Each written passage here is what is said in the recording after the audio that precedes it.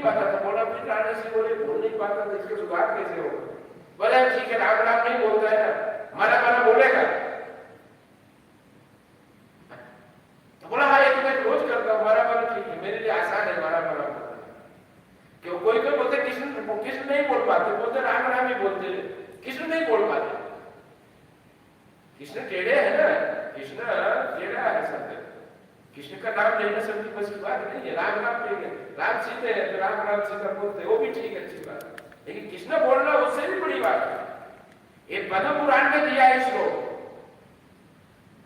एक कृष्ण नाम 3 राम नाम के बराबर है, और एक राम जो है 1000 विष्णु नाम के बराबर है। ये पद्म पुराण में बोला है कि एक कृष्ण नाम 3 बार राम नाम बोलोगे तो एक कृष्ण के बराबर होगा, और 1000 विष्णु का नाम लो, विष्णु सहस्त्र नाम तब एक राम के नाम बोला। ये सब बातें लिखी हुई ना शास्त्र में, तो कृष्ण नाम बोलना बहुत कठिन का, इतना आसान है। इसे लोग हरे कृष्ण मंदिर का जब बहुत जल्दी नहीं कर पाते, क्योंकि करेगा तो उसका सुधार चालू हो जाएगा। दुनिया में जितने भी लोग थे, अमेरिका, यूरोपियन, चाइनीज, सब हरे कृष्ण महामंत्र करके इतना पापी लोग थे, सब शुद्ध हो गए। लेकिन हमारे भारतीय लोग जल्दी नहीं शुद्ध हो पाते, इतने सालों से जाते हैं मंदिर, सब कुछ करते हैं, नशा करने वाला नशा कर रहा है, मांस खाने वाला मांस खा रहा है, व्यभिचार करने वाला व्यभिचार कर रहा है, जुआ खेलने वाला जुआ, सुधार क्यों नहीं होता हमारा? सुधार क्यों नहीं होता? क्योंकि ये नाम नहीं लेते हैं और पाप से बचने की कोशिश नहीं करते कि भाई पाप छोड़ना, पाप छोड़ेगा तो नाम लेगा, नाम लेगा तो पाप छूटेगा, दोनों से दोनों करना पड़ेगा। एक तो पाप भी छोड़ना पड़ेगा, नाम भी लेना पड़ेगा, लेकिन आप पाप नहीं छोड़ोगे तो नाम नहीं हो पाएगा, नाम नहीं करोगे तो पाप नहीं छूटेगा। इसलिए हम उधर गोल गोल घूमते, गोल गोल घूमते, तो दोनों करोगे तब कुछ होगा। तो पाप क्या है हमारे जीवन में? नशा, नशा, जो नशा करते हैं वो छोड़ना है, मांसाहार करते हैं वो छोड़ना है, व्यभिचार होता है वो छोड़ना है, जुआ सट्टा छोड़ना है, छोड़ करके महामंत्र का जप करना है। मन लगे ना लगे, कितना जप करोगे, क्योंकि शुरू में मन नहीं लगेगा तो ऐसे ना कितने सारे भक्त है 15 घंटा 18 घंटा नाम का जप करते हैं, कितना हम सोच, अभी ऐसे नहीं कि सचिव की बात हो रही है, हमारे संस्था में है 18 घंटा नाम का जप करते हैं। कितना घंटा? बोले फिर खाते हैं कभी सोचते करते सब करते 18 घंटा। और कुछ भक्त है कि 10 घंटा तो बैठ करके नाम जप करते, एक बार बैठेंगे 10 घंटा बैठ के जप करते। कितना? हमारी संस्था में 10 घंटा बैठेंगे, सीधा 10 घंटे के बाद उठते हैं, ऐसे भी वक्त है हमारी संस्था में। सत्यों की बात नहीं चल रही है, तो हम लोग नहीं ले पाते। इसका मतलब क्या? कुछ तो गलती है, कहीं न कहीं गलती है, तो उस गलती को सुधारेंगे तभी सुधरेगा, नहीं सुधरेगा और जीवन ऐसे निकल जाएगा। तो हम अभी मंत्र का जप करेंगे, ये कृष्णमणि है, इस पर नहीं करते हैं जब, उसके अगली वाले में जप करेंगे। हमारे पीछे 5 तत्व मंत्र बोलेंगे, बोलिए आप सब।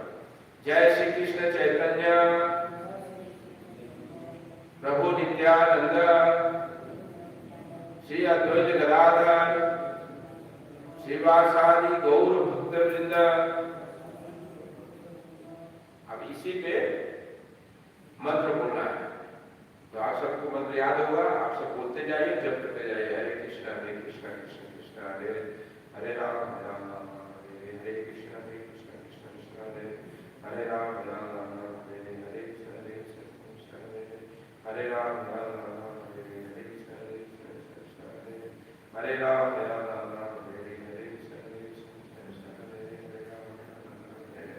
हरे कृष्ण कृष्ण कृष्ण हरे हरे राम राम राम हरे हरे कृष्ण कृष्ण कृष्ण हरे हरे राम राम राम हरे Krishna Krishna Krishna Hare Hare Ram Ram Hare Hare Krishna Krishna Hare Hare Ram Ram Hare Hare Krishna Krishna Krishna Hare Hare Ram Ram Hare Hare Krishna Krishna Krishna Hare Hare Ram Ram Hare Hare Krishna Krishna Krishna Hare Hare Ram Ram Hare Hare Krishna Krishna Hare Hare Ram Ram Hare Hare Krishna Krishna Krishna Hare Hare Ram Hare Krishna, Hare Krishna, Krishna Krishna, Hare Hare, Hare Rama, Hare Rama, Rama Rama, Hare Krishna, Hare Krishna, Krishna Krishna, Hare Hare, Hare Rama, Hare Rama, Rama Rama, Hare Krishna, Hare Krishna, Krishna Krishna, Hare Hare, Hare Rama, Hare Rama, Rama Rama, Hare Krishna, Hare Krishna, Krishna Krishna, Hare Hare, Hare Rama, Hare Rama, Rama Rama, Hare Krishna, Hare Krishna, Krishna Krishna, Hare Hare, Hare Rama, Hare Rama, Rama Rama, Hare Krishna, Hare Krishna, Krishna Krishna, Hare Hare, Hare Rama, Hare Rama, Rama Rama, Hare Krishna, Hare Krishna, Krishna Krishna, Hare Hare, Hare Rama, Hare Rama, Rama Rama, Hare Krishna, Hare Krishna, Krishna Krishna, Hare Hare, Hare Krishna, Hare Krishna, Krishna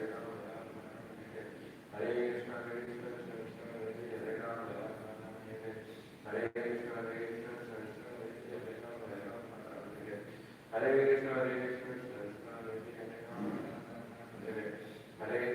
Krishna, Hare Krishna, Krishna Krishna, Hare Hare, Hare Rama, Rama Rama, Hare Krishna, Hare Krishna, Krishna Krishna, Hare Hare, Hare Rama, Rama Rama, Hare Krishna, Hare Krishna, Krishna Krishna, Hare Hare, Hare Rama, Rama Rama, Hare Krishna, Hare Krishna, Krishna Krishna, Hare Hare, Hare Rama, Rama Rama, Hare Krishna, Hare Krishna, Krishna Krishna, Hare Hare, Hare Rama, Rama Rama, Hare Krishna, Hare Krishna, Krishna Krishna, Hare Hare, Hare Rama, Rama Rama, Hare Krishna, Hare Krishna, Krishna Krishna, Hare Hare, Hare Rama, Rama Rama, Hare Krishna, Hare Krishna, Krishna Krishna, Hare Hare, Hare Rama, Rama Rama, Hare Krishna, Hare Krishna, Krishna Krishna, Hare Hare, Hare Rama, Rama Rama, Hare Krishna, Hare Krishna, Krishna Krishna, Hare Hare, Hare Rama, Rama Rama, Hare Krishna, Hare Krishna, Krishna Krishna, Hare Hare, Hare Rama, Rama Rama, Hare Krishna, Hare Krishna, Krishna Krishna, Hare Hare, Hare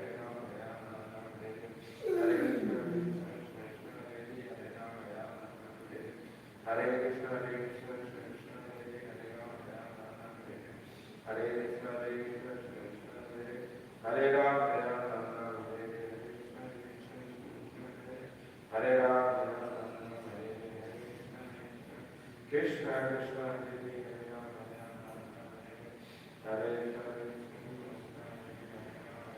Rama Rama, Hare Hare, Hare Krishna, Hare Rama, Rama Rama, Hare Hare, Hare Krishna, Hare Rama, Rama Rama, Hare Hare, Hare Rama, Rama Rama, Hare Hare, Hare Krishna, Krishna Krishna, Hare Hare, Hare Rama, Rama Rama, Hare Hare, Hare Krishna, Krishna Krishna, Hare Hare, Hare Rama, Rama Rama, Hare Krishna, Hare Krishna, Krishna Krishna, Hare Hare, Hare Rama, Rama Rama, Hare Krishna, Hare Krishna, Krishna Krishna, Hare Rama, Rama Rama, Hare Hare, Hare Rama, Rama Rama, Hare Hare,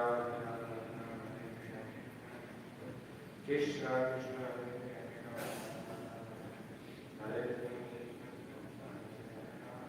Rama Rama, Hare Krishna, Rama,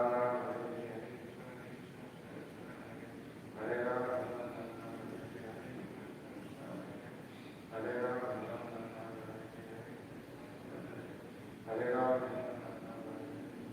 Rama Rama, Hare Rama, Krishna Krishna, Hare Hare, Rama, Hare Rama, Hare Rama, Hare Rama, Hare Krishna, Hare Krishna, Hare Krishna, Hare Krishna,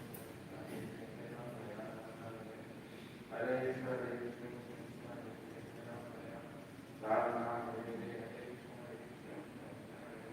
Hare Rama,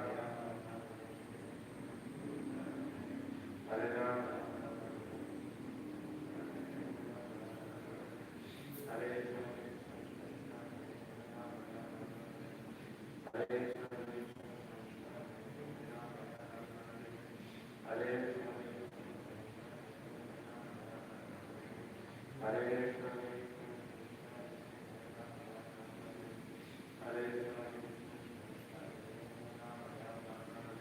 Hare Krishna, Hare Krishna, Hare Krishna, Hare Krishna, Hare Krishna, Hare Krishna, Hare Krishna, Krishna Krishna, Hare Krishna, Hare Krishna, Hare Krishna, Hare Krishna, Hare Krishna, Hare Krishna, Krishna Krishna, Rama Rama, Hare Krishna, Hare Krishna, Hare Krishna, Hare Krishna, Hare Krishna, हरे कृष्ण हरे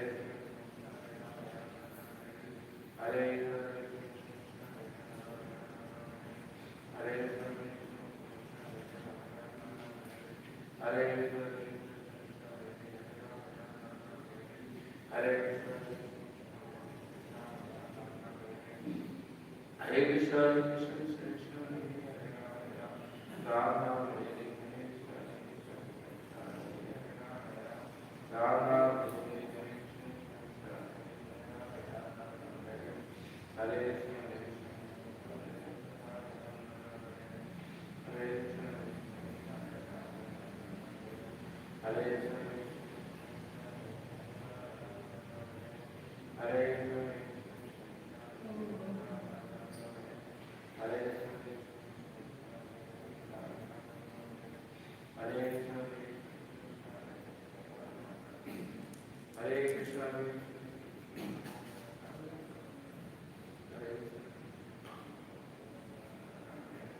हरे कृष्ण हरे राम हरे राम कृष्ण कृष्ण हरे हरे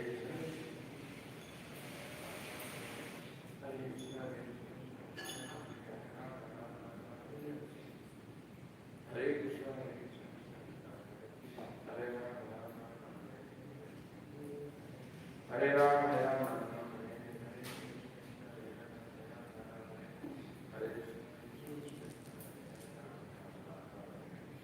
हरे कृष्ण कृष्ण कृष्ण हरे राम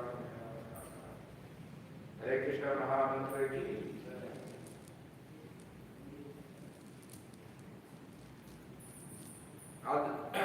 आज जो है क्रम के हिसाब से भगवद गीता का श्लोक हम पढ़ेंगे। अध्याय 7 और श्लोक संख्या है 29। ये श्लोक जो है लगभग अंतिम श्लोक है। एक श्लोक और है, अभी लगभग अध्याय पूरा होता है। जरा मरण मोक्षाय माम आश्रित्य यतन्ति ये ते ब्रह्म तद विदुः कृष्णम् अध्यात्मं कर्म च अखिलम्। जरा मरण मोक्षाय माम आश्रित्य यतन्ति ये ते ब्रह्म तद विदुः कृष्णम् अध्यात्मं कर्म च अखिलम्। जरा मरण मोक्षाय माम आश्रित्य यतन्ति ये ते ब्रह्म तद विदुः कृष्णम् अध्यात्मं कर्म च अखिलम्। अनुवाद एवं तात्पर्य श्री कृष्ण कृपा मूर्ति अभय चरण भक्तिवेदांत स्वामी श्री प्रभुपाद के द्वारा श्री प्रभुपाद की।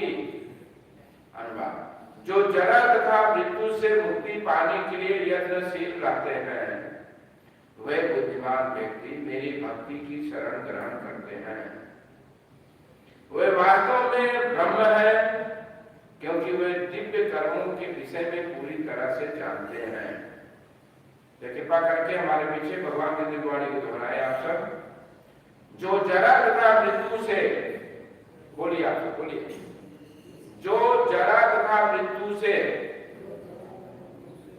मुक्ति पाने के लिए यत्नशील रहते हैं वे बुद्धिमान व्यक्ति मेरी भक्ति की शरण ग्रहण करते हैं। वे वास्तव में ब्रह्म है क्योंकि वे दिव्य कर्मों के विषय में पूरी तरह से जानते हैं। तात्पर्य प्रभावी समझाते हैं श्लोक को। जन्म मृत्यु जरा तथा रोग इस भौतिक शरीर को सताते हैं, आध्यात्मिक शरीर को नहीं। आध्यात्मिक शरीर के लिए न जन्म है, न मृत्यु, न जरा, न रोग। अतः इसे आध्यात्मिक शरीर प्राप्त हो जाता है और भगवान का पार्षद बन जाता है और नित्य भक्ति करता है, वही मुक्त है। अहम ब्रह्मास्मि, मैं आत्मा हूँ। कहा गया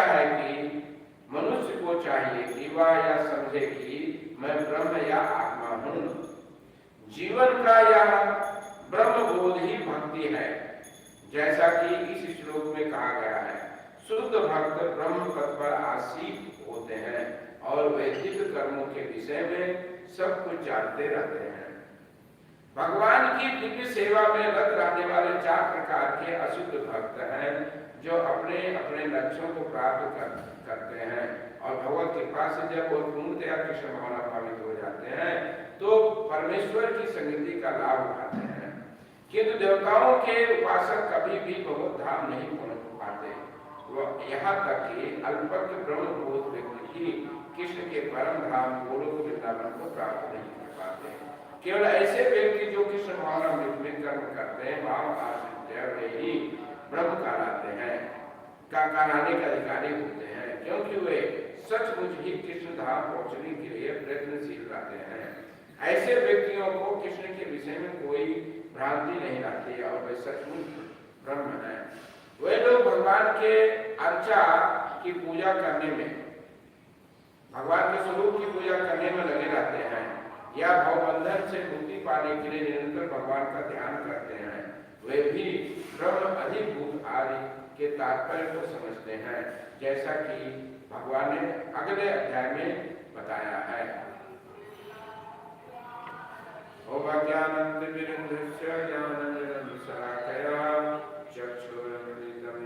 तस्मै श्री गुरुवे नमः। श्री चैतन्य मनोभीष्टं स्थापितं येन भूतले स्वयं रूपं कदा मह्यं ददाति सर्वकारणं।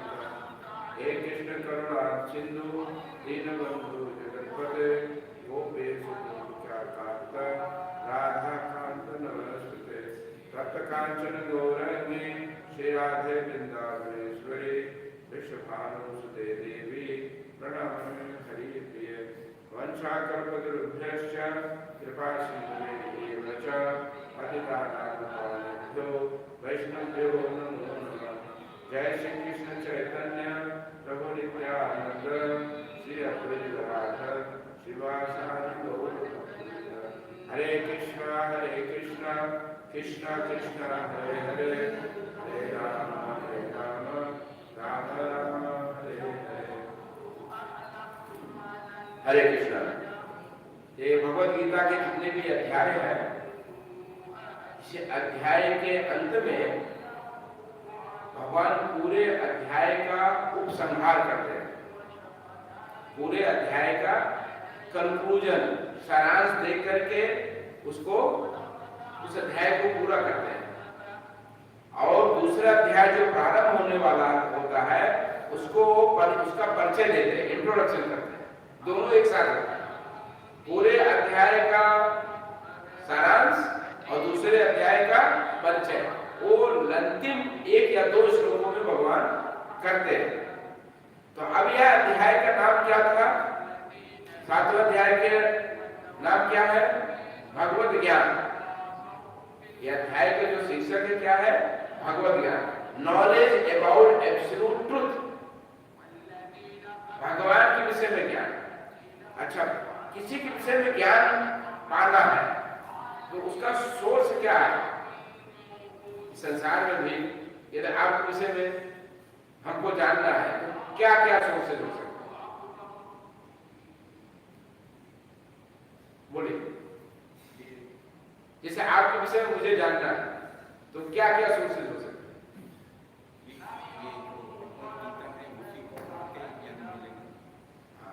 नहीं, हम तो आपके विषय से, आपके विषय में मुझे जानना है तो क्या रास्ते हो सकते हैं?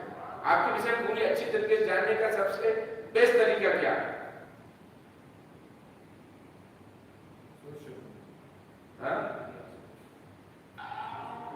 आपके सोशल मीडिया में तो सबका नाम नहीं होता है। सोशल मीडिया में कितना सबके विषय तो नहीं होता। जैसे आपके विषय में हम किसी विषय में जानना चाहते हैं तो सबसे जो बढ़िया तरीका है वो स्वयं है। सोशल मीडिया में जो भी जाता है वो खुद अपना एडवर्टाइज करता है ना, उसके कार्य, उसके सब कुछ एडवर्टाइज, तभी तो लोगों को पता चलता है। तो सबसे बेस्ट तरीका है किसी विषय में जानने का, वो खुद हो। यदि वो सच्चाई से अपने विषय बताना चाहेगा तो सब कुछ बता सकता है। दूसरा तरीका है उसका जो सबसे क्लोज व्यक्ति है, somebody is very dear to him, very close, intimacy, किसी का बहुत गहरा संबंध है जिसके साथ, या तो वो आपको बता दे कि व्यक्ति ऐसा है, या वो खुद बताए मैं क्या हूं, बस। लेकिन कंप्लीट नॉलेज किसी विषय में जानना है तो सबसे प्रामाणिक व्यक्ति खुद है, जो बोनाफाइड एंड ऑथेंटिक पर्सन हो खुद है, को अपने विषय में पूरी अच्छी तरीके से बता दे। तो अभी ये जो अध्याय है उसका क्या शीर्षक है? भगवत ज्ञान, भगवान के विषय में ज्ञान। और ये कौन बोल रहा है, कौन दे रहा है? भगवान स्वयं। इसलिए सारी गीता में सब जगह श्री कृष्ण को कृष्ण उवाचा नहीं बोला, क्या बोला? भगवान उवाचा। ये जो कृष्ण बोल रहे हैं वो स्वयं क्या है? वेद व्यास महाराज को कृष्ण उवाचा नहीं बोला, क्या बोला? भगवान उवाचा। ये भगवान बोल रहे हैं, जो कृष्ण है वो भगवान है। तो भगवान जो है अपने विषय में स्वयं से ज्ञान दे रहे हैं। तो आप सोचिए, इसलिए भगवत गीता इस अध्याय के शुरू में भगवान क्या कहते हैं? मया आसक्त मना पार्था, सबसे पहला श्लोक जो कहते हैं मया आसक्त मना पार्था योगम जुंजन मदाश्रया आसंशयम समग्रम माम यथा ज्ञाससि तच्छृणु। अब भगवान का तो क्या बोला? श्री भगवान उवाचा। सबसे पहला शब्द क्या है? श्री भगवान उवाचा। भगवान अब बोल रहे हैं, क्या बोल रहे हैं? बोलते मया आसक्त मना पार्था, हे अर्जुन, पार्थ मतलब पृथा के पुत्र अर्जुन, कुंती के नाम एक था। बोलते हे पार्थ, मया तुम अपना मन मुझ में आसक्त करो। अब तुम मन इधर उधर तो भगाए हो ना, वो सब मन को लगा करके मेरे ऊपर लगाओ। लेकिन मैं आसक्त बना योगम जुंजन मदाश्रय। अरे ये कैसे संभव है? तुम्हारा संयोग से मन हटाओगे, हटाने की शक्ति कैसे होगी? योगम जुंजन मदाश्रय, मुझे पूर्ण रूप से आश्रित होकर के योग के द्वारा। योग का मतलब क्या हुआ?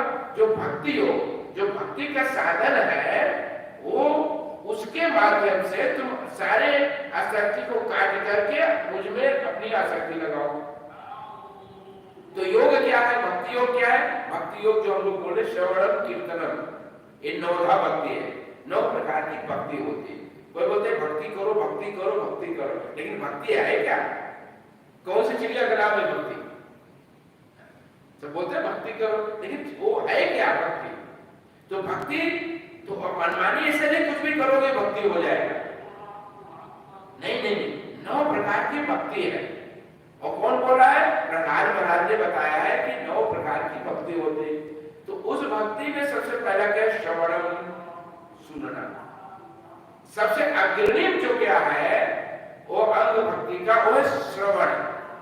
तो भगवान यहाँ कर रहे हैं ऐसे श्रवणम है, फिर कीर्तनम है, स्मरणम है, अर्चनम है, पाद सेवनम है, दास्यम है, साख्यम है, आत्मनिवेदनम है। इन 9 प्रकार की है स्टेप्स है। लेकिन सबसे पहला क्या है? श्रवणम। तो भगवान अब क्या कर रहे हैं? मया आसक्त मना पार्थम योगम जुंजन मदाश्रया। तुम सारे अपनी आसक्ति को काट करके तुम मुझ में आसक्ति करो और पूर्ण शरणागत होकर के अब तुम सुनो मुझसे। ये भक्ति है, सुनना भक्ति है। किसके विषय में? भगवान के विषय में। संसार विषय सुनना भक्ति नहीं है। सब तो सुनते ही है ना, गाना सुनते हैं, फिल्मी गाना सुनते हैं, लोगों की बातें सुनते हैं, कब सड़ाका सब चलता है, वो भक्ति नहीं है। भगवान के विषय में सुनना ये भक्ति है। तो भगवान क्या कर रहे हैं? आज ये सुनेंगे क्या? असंशय समग्रम भाव यथा ज्ञास्य तच्छ। जैसा मैं तुम्हें बोल रहा हूं, जैसा मैं तुम्हें बता रहा हूं, यदि तुम पूर्ण शरणागत होकर के सारा दूसरा इधर उधर की आसक्ति उधर सब उसमें से निकाल करके मुझमें पूर्ण आसक्ति होकर के पूरा शरणागत होकर के तुम यदि ध्यान पूर्वक लेकिन मन हटा दिया जाएगा तो तुम्हारा ध्यान लग जाएगा। ध्यान इसको पता अटेंटिवली, दूसरी इंग्लिश शब्द क्या है? अटेंटिवली। अटेंटिवली मतलब क्या है? अब तुम्हारा मन और कहीं नहीं है, कहीं नहीं, पूरा अलर्ट होकर के, पूरा समर्पित होकर के भगवान का तत् सुनो, तुम मुझे सुनो। अच्छा, सुनने से क्या मिलेगा?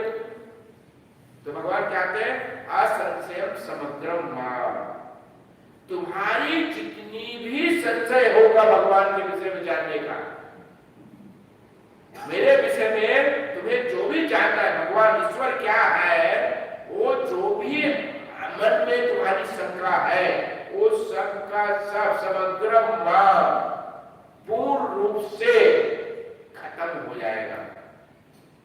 हम भगवान की शरण में क्यों नहीं जाते? भगवान की भक्ति क्यों नहीं करते? क्योंकि हमें कहीं न कहीं संशय है, कहीं कहीं हमें डाउट है भगवान है या नहीं है, किसकी भगवान है, और भी तो बहुत सारे लोग हैं, वो भी तो भगवान हो सकता है। हम यही नाम खोले महामंत्र, और भी बहुत सारे मंत्र हैं, समझ रहे? अच्छा, क्यों भक्ति क्यों किया जाए? हमारा धंधा बिजनेस भी है, वहां से भी मुझे मदद मिलता है, मेरा परिवार भी है, मेरा समाज भी है, वो भी हमको हमारे लिए सब काम करने के लिए तैयार है। तो क्या भगवान ही सब कुछ हो जाएंगे? भगवान से कुछ नहीं हो सकता है। ये बहुत सारा बीमारी है ना, एक संशय थोड़ी है, हजारों संशय। तो ये बोलते हैं भगवान समग्र भाव, यदि तुम ध्यान पूर्वक पूर्ण श्रद्धा को करके अटेंटिवली तुम सुनोगे, भक्ति पूर्वक समर्पित होकर तुम ध्यान पूर्वक मुझे सुनोगे, तो तुम्हारे संशय सब खत्म हो जाएंगे, पूर्ण रूप से सारे डाउट खत्म हो जाएंगे। तो इसका मतलब क्या होगा? ये पूरा अध्याय में भगवान अपने विषय बताया, क्या क्या बताया, हम सब भूल गए, इधर से सुनते हो तो भूल जाते हैं, इसलिए इसको बार बार सुनना है, बार बार पढ़ना। इसलिए वेद व्यास महाराज ने इसको किताब के रूप में डाल दिया, पहले किताब नहीं था, बुक के लिए, क्योंकि कलियुगी जीव है, इधर से सुनेंगे इधर से निकाल देंगे, इधर से सुनेंगे इधर से निकालता तो ऊपर जाएगा ना नीचे जाएगा, सीधा आपने सामने है ना, इधर से डाला इधर से निकाल दिया, बीच में इधर है और दिल है और दिमाग है, बीच में क्या है? दिल है और दिमाग है, ना तो दिल में डाला ना दिमाग में डाला, इधर से डाला इधर से निकाला। कलयुग में ये समस्या है, कलयुग में ना तो दिल में डालते ना दिमाग में, सीधा इधर से डाला, जो चीज नहीं डालना वो डालते हैं। कोई कुछ बोल दिया वो दिल में भी जाएगा दिमाग में भी जाएगा, कुछ आपको किसी कुछ बोल दिया, सच्चाई सच्ची बात आपको किसी कुछ बता दिया किसी ने, तो वो दिल में भी बैठ जाएगा, दिमाग किसने ऐसा बोल दिया, वो सच्चा बोल रहा है। अब किसी को चोर है, उसको चोर बोल दिया तो उसके दिल में भी बैठ जाएगा, दिमाग में बैठ जाएगा।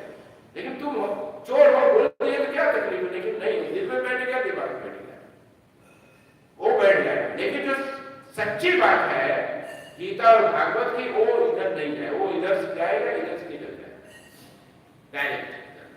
तो इसलिए भगवान बड़ी कृपा करके ये क्या है? पुस्तक दिया है। अच्छा, ये पुस्तक का फायदा क्या है? ये दो फायदा, एक तो भगवान की वाणी है, डायरेक्ट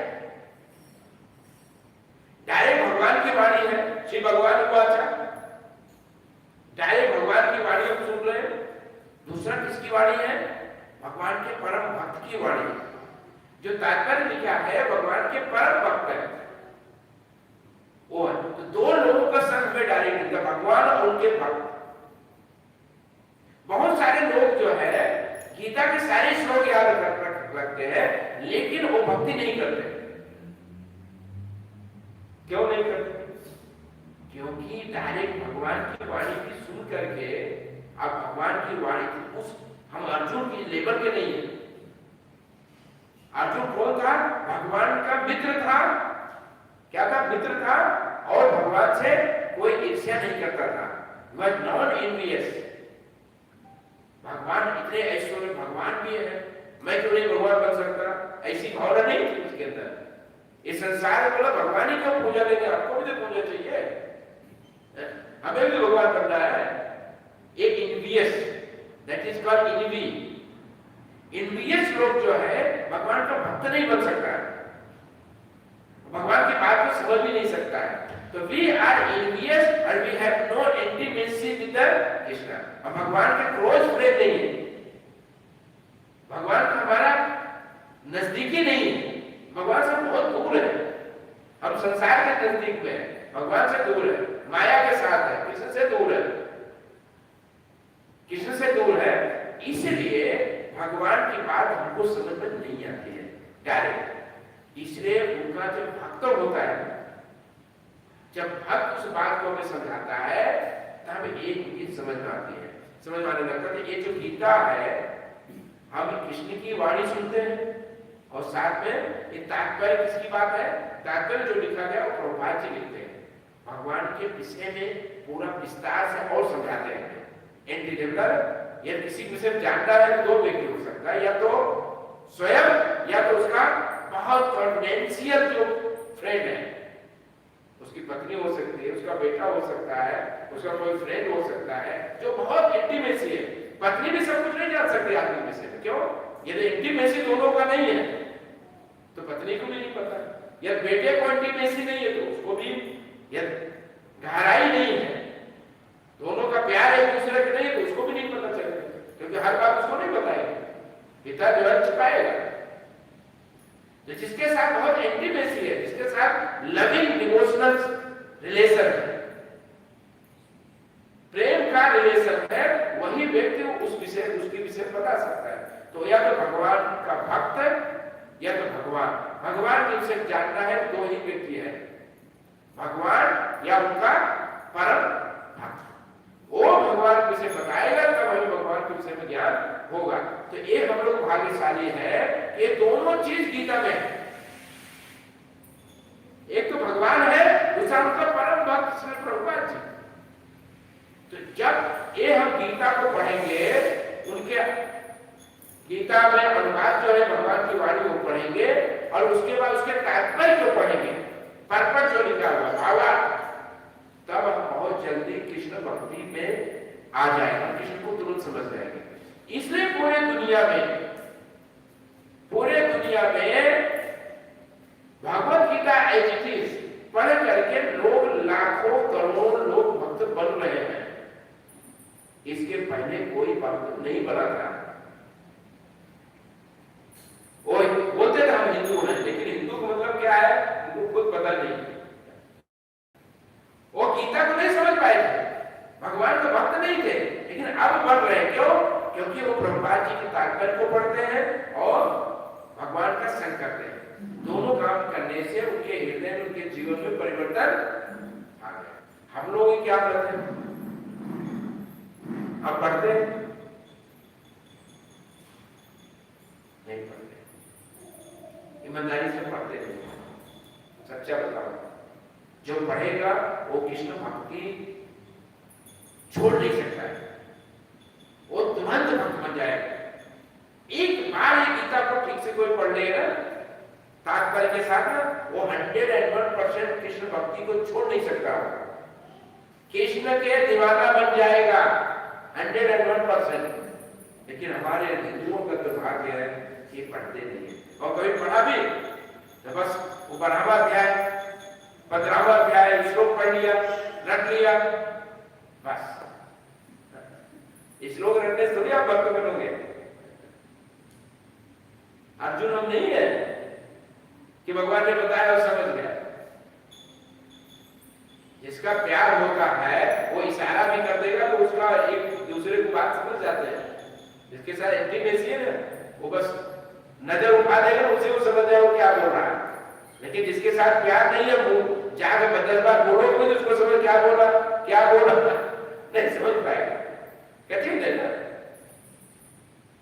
तो ये अर्जुन को कृष्ण ने बोला वो समझ गया, और हम तो बार बार इसको बोलते नहीं समझ पाते हैं। क्यों नहीं समझ? क्योंकि हम शुद्ध भक्ति का संग नहीं करते। शुद्ध भक्ति का संग कहाँ है? ये तात्पर्य में। भक्ति वेदांत तात्पर्य, इसको हम पढ़ेंगे तो शुद्ध भक्ति करेंगे। तो भगवान यहाँ पे कंक्लूजन दे रहे हैं।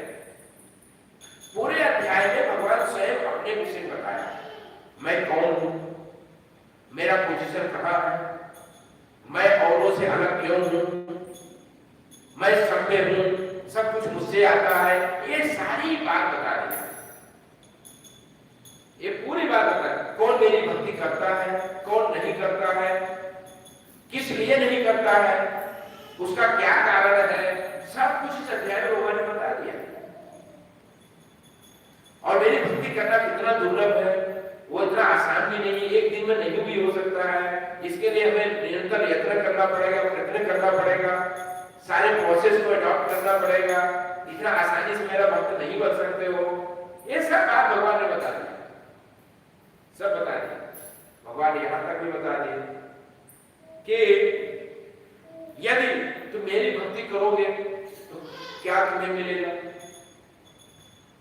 यदि मेरी भक्ति करोगे तो मेरे धाम में आओगे, जो परमानेंट धाम है, जहां सच्चिदानंद सच्चिद आनंद का अनुभव करोगे। सच्चिदानंद जगह है जो वहां से फिर से वापस नहीं आते हैं लोग।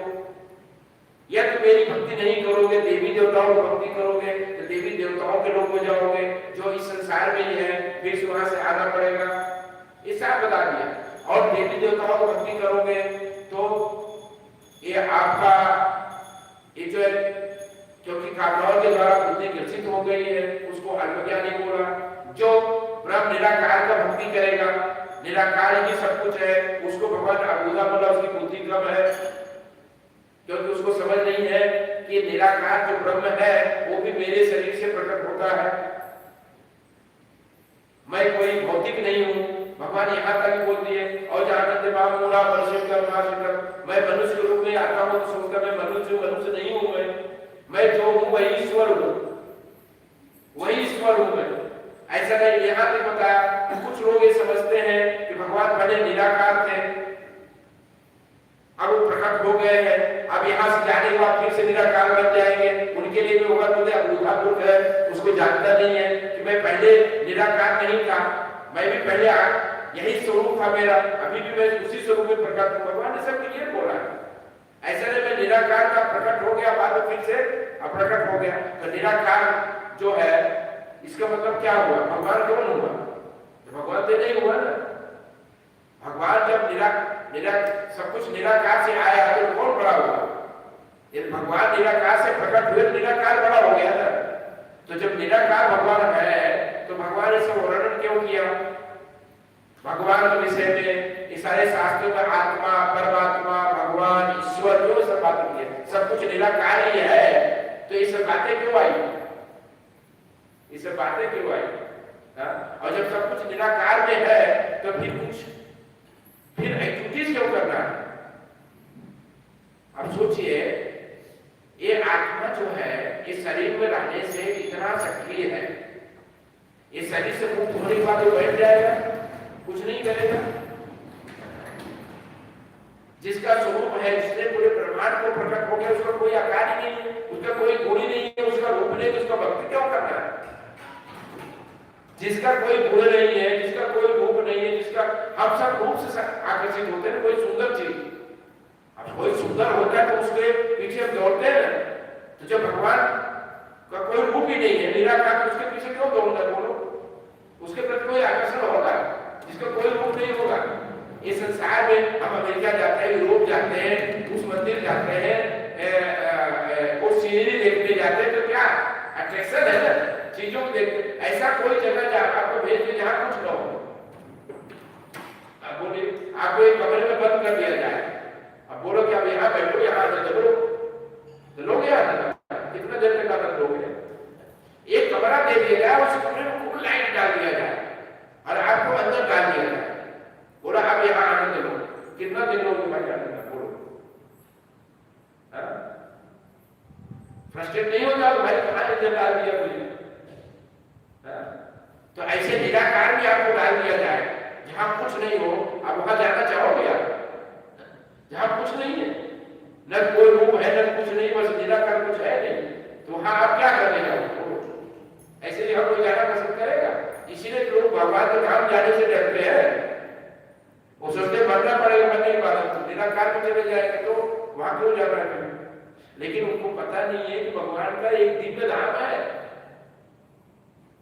भगवान बोलते यद गत्वा न निवर्तते तद धाम मम न तद भासते सूर्यो न शशांको लोका। एक मेरा ऐसा धाम है जहाँ सूर्य से प्रकाशित नहीं है, चंद्र से प्रकाशित नहीं, स्वयं से प्रकाशित है। वहां एक बार जाने पर वापस नहीं आओगे। और वहां क्या है? एक्टिविटीज है, भगवान है, उनके भक्त है, उनके परिकर है, उनकी सेवा है। जब हमको सेवा मिलती है, भक्ति मिलती है, हम परिवार में इतना कष्ट मिलता है, इतना हम जीवन भर संघर्ष करते हैं परिवार के लिए, क्यों करते हैं? इतना कष्ट मिलने पर भी परिवार के साथ रहते हैं, क्योंकि हम कुछ करते हैं।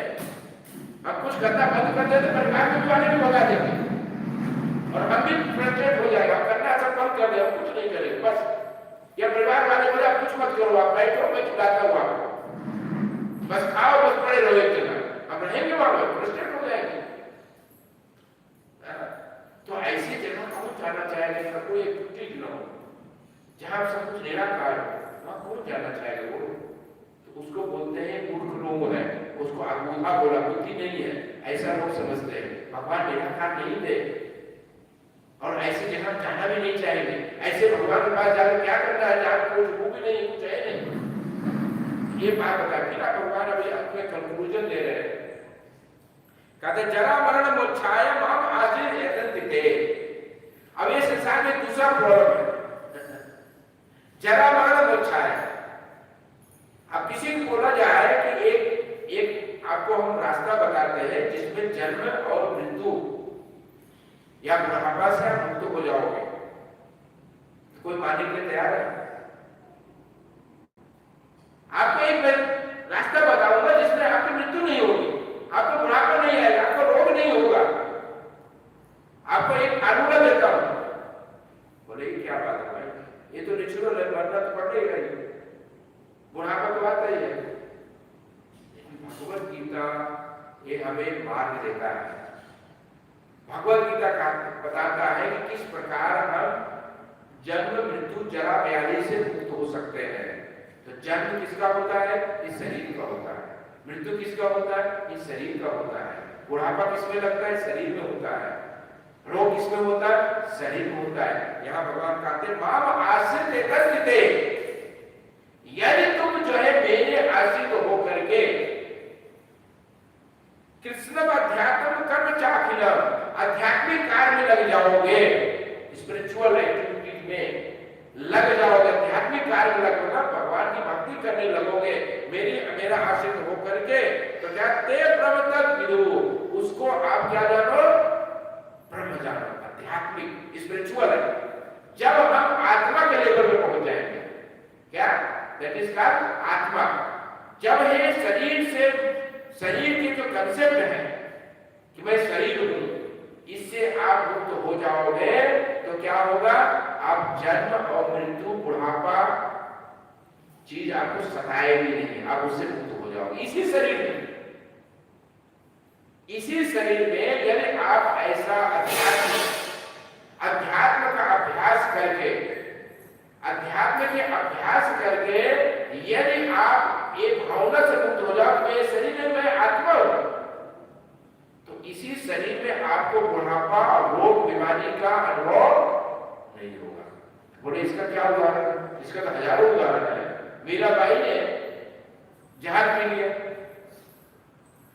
हरिदास ठाकुर को 22 बाजारों में पीटा गया, प्रहलाद महाराज को क्या क्या उनकी यात्राएं की, कुछ पता चला? कुछ हुआ उनको? कुछ नहीं।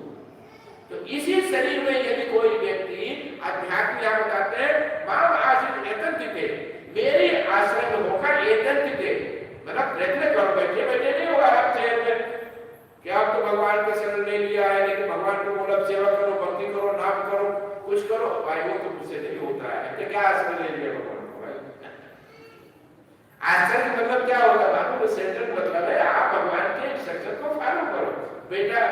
बेटा बोलता पिताजी मैं आपका शरणागत हूं, और पिता बोलता पानी लेके आओ, ये तो काम मेरे से नहीं होगा पिताजी।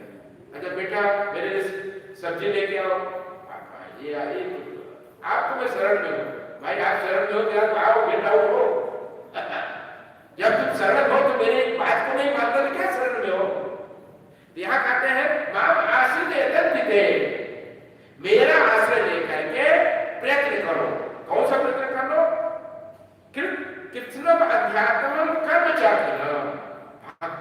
प्रयत्न करो, भक्ति करो, माला करो, भगवान को प्रणाम करो, गीता पढ़ो, भागवत पढ़ो, नियमों का पालन करो, सुबह जल्दी उठो, 8 बजे तक सोते रहोगे, 8 बजे ब्रश चालू होगा, भाई क्या करोगे भक्ति? और बोलो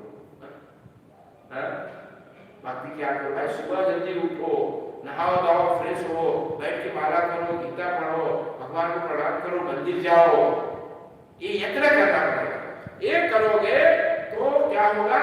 यहाँ पर जरा मरण मोक्षाया, इससे आप मुक्त हो जाओगे, इससे मुक्त हो जाओगे। या तो जरा मरण मोक्षाया मतलब जरा और बुढ़ापा रोग की जो है, जो हमारे मन में धारणा है, वो आपके दिमाग से निकल जाएगा। आप ये मानो मैं कभी नहीं मरता हूँ, मुझे बुढ़ापा नहीं आता है, बुढ़ापा मेरे शरीर को होता है, मुझे कोई बुढ़ापा नहीं आता, मैं तो यौन हूं। भगवान के धाम में हर कोई यौन है। अब मरण का भी प्रभाव नहीं पड़ता है, आपको पता है? मरण कितना दुखदायी होता है, मरना पड़ता है। नाम मरण को सुनने से ही पटे पाँव में फंसे। अभी कोई आगे नोटिस दे दे, रोज कर जाओगे आप, कोई बता दे तो पाँव में पसीने आ जाएंगे 1 सेकंड में। करीब करीब मरना। अरे तुकाराम जी थे, तुकाराम कीर्तन करते करते बिटला बिटला बिटला बिटला करते करते गायब हो गए, शरीर गायब हो गया उनका, उनको मरण का पता ही नहीं चला कहां शरीर कैसे चला गया। तो सत्य घटना है, इतिहास है। तो मरण और बुढ़ापा ये हमारा तब तक हमें सताएगा जब तक हम आध्यात्मिक कार्य में लगेंगे। जब भक्ति के कार्य में लग जाएंगे, भगवान को समर्पित करके पूरा शरणागत होकर के लगेंगे, तब ये हमें सताएगा। आप सोचो, ये तो छोड़िए, प्रभुपाद जी की इतिहास देखो।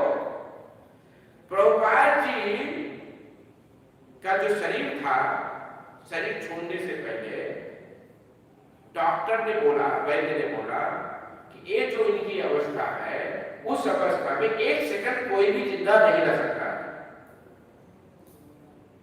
क्यों?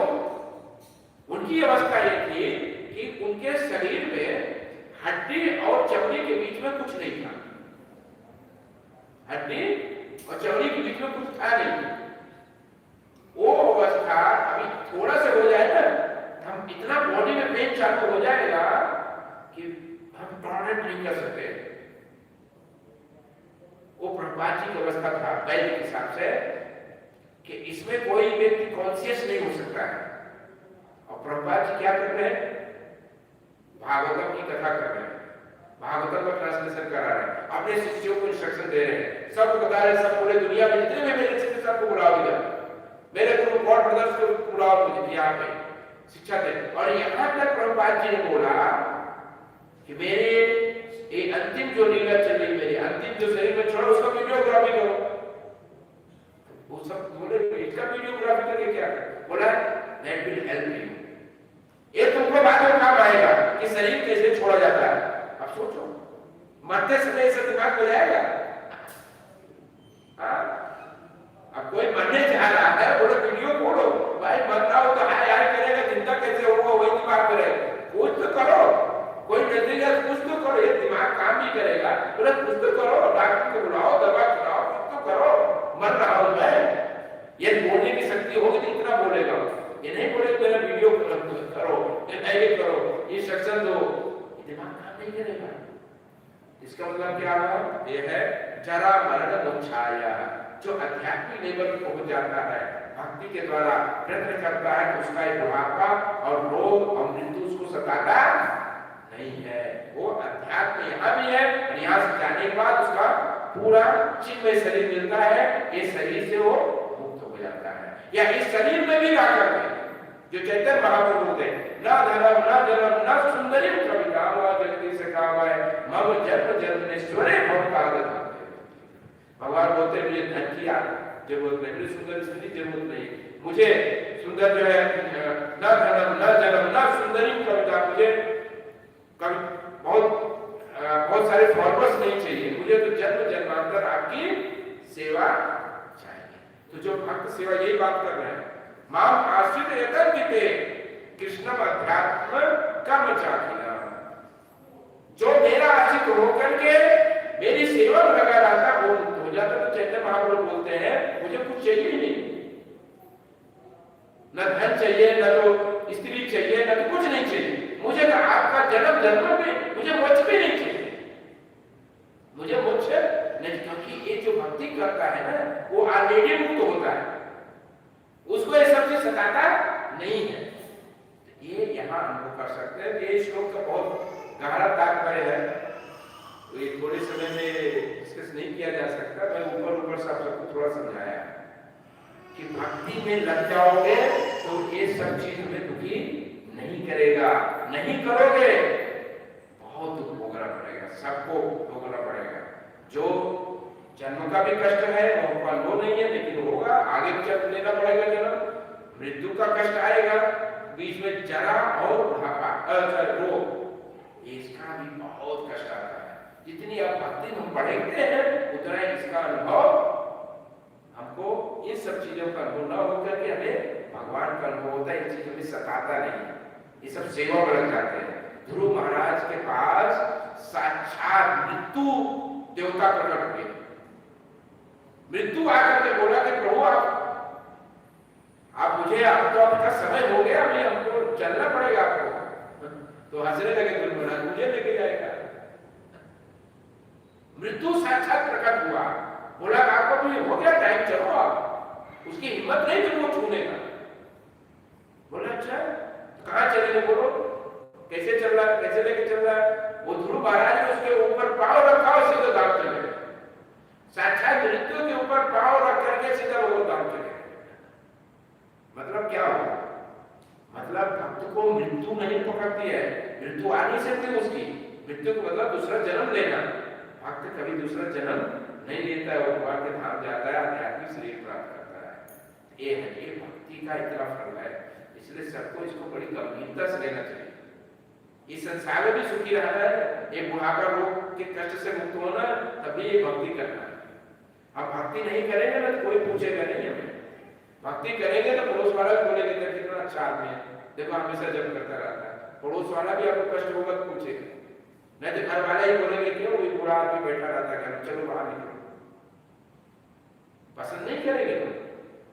लेकिन आप भक्ति करोगे ना तो आपका कुछ नहीं है, तभी आपको लोग आपको प्रति सम्मान करेंगे और आपको हेल्प करेंगे, और आपको खुद इसका अनुभव नहीं होगा, अनुभव नहीं होगा, और मृत्यु का कष्ट नहीं होगा, क्योंकि मृत्यु होगा नहीं, आप भगवत धाम जाओगे। हरे कृष्णा कृष्णा कृष्णा हरे हरे, हरे राम राम राम हरे हरे। ग्रंथराज श्री भगवद गीता की, श्रील प्रभुपाद की। सबके प्रसाद है, थोड़ा लेट हो गया क्योंकि आज हमने लेट ही चालू किया सब कुछ, और कोई था भी नहीं। पीछे प्रसाद, आपसे प्रसाद नहीं।